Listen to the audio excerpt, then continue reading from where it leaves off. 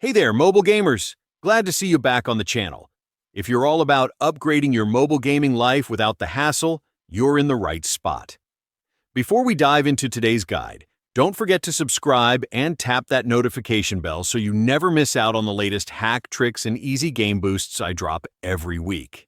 Today I'm walking you through a fast and super simple way to score unlimited diamonds in Game of Vampires Twilight Sun. No laptop, no sketchy apps, and zero rooting or jailbreaking needed. Works great on both Android and iPhone. Let's get started. First things first, make sure you're running the latest version of Game of Vampires. Open up your App Store, search for the app, and if there's an update button, hit it now. Having the most recent version helps the method run smoothly and avoid bugs. All updated? Perfect, on to the next step.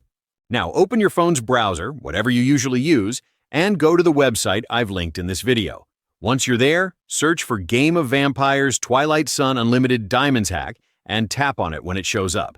That'll bring you right to the tool we'll be using. Easy so far, right? Let's keep going. On the tool page, look for an inject button.